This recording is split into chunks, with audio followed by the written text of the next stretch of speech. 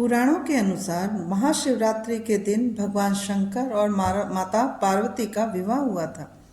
इस अवसर पर भगवान शिव की अनूठी और भव्य बारात निकली थी और इस बारात में इतने प्राणी सम्मिलित हुए थे कि उनके भार से पृथ्वी अपनी धुरी पर झुक गई थी। और क्या क्या खास और अकल्पनीय था शिव जी की बारात में, आइए हम और आप जानते हैं। महाशिवरात्रि के दिन भगवान शिव माता पार्वती से विवाह कर वैरागी जीवन छोड़कर गृहस्थ हो गए थे। लेकिन भगवान तो सबके आराध्य हैं, चाहे वो देव हो या दानव या फिर पशु हो या मनुष्य। सब शिव जी की बारात में हिस्सा लेने आए और शिव जी अपने भक्तों को आने से रोकते भी कैसे। इसलिए माता पार्वती और भगवान शिव के विवाह का जो आयोजन था वो बहुत ही भव्य और शानदार हुआ था, जिसमें सभी को आने का निमंत्रण था। कहते हैं कोई भी ऐसा जीव नहीं था जो शिवजी की बारात में शामिल ना हुआ हो। इस बारात में भूत प्रेत पिशाच देव दैत्य गंधर्व नाग किन्नर यक्ष ब्रह्म राक्षस असुर आदि सब शामिल हुए थे। साथ में शिवजी के गण भी शामिल थे।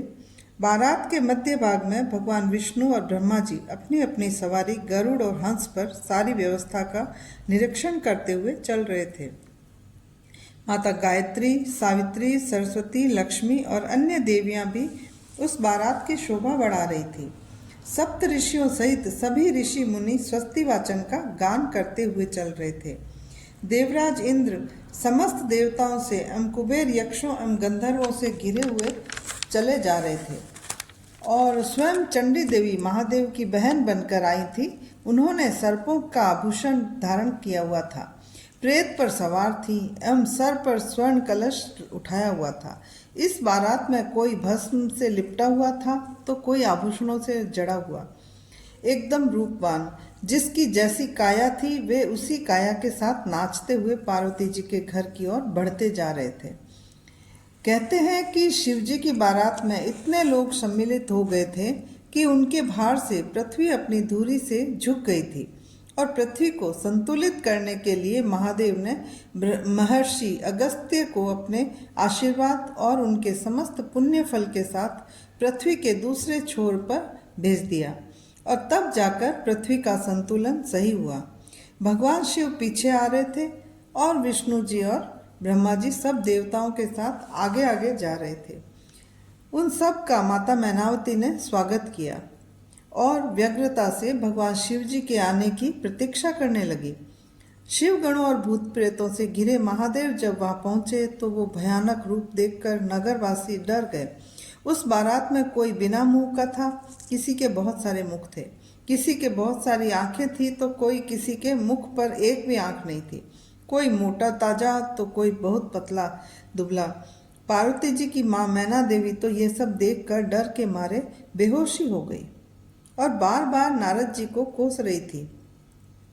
शिवजी जब बारात के लिए निकले तो उनके मस्तक पर चंद्रमा में जटा में गंगा जी, 3 नेत्र सांपों का जनेऊ, कंठ में विष और छाती पर नर मुंडों की माला थी। ऐसे रूप को देखकर कौन नहीं डरता। शिवजी को देखकर माता पार्वती के पिता हिमालय और माता मैनावती दोनों चिंता में पड़ गए। उन्हें अपनी पुत्री की किस्मत को लेकर दुख होने लगा। पर्वतराज और मैना देवी को दुखी देखकर नारद जी ने उन्हें भगवान शिव और माता पार्वती के पूर्व जन्म की कथा सुनाई। सबको इस मंगल अवसर के बारे में समझाया। नारद जी ने शिव जी का सही स्वरूप समझाकर उनके गुणों और शक्तियों की चर्चा की। जब भगवान शिव ने अपनी सास को उदास देखा तो उनका मान रखने के लिए नारायण से स्वयं का श्रृंगार करने को कहा। तब भगवान विष्णु और देवताओं ने महादेव को जनवासे में ले जाकर उनका श्रृंगार किया और जब वे वेदी पर पहुंचे तो उनका रूप करोड़ों कामदेवों के रूप को भी लज्जित करने वाला था।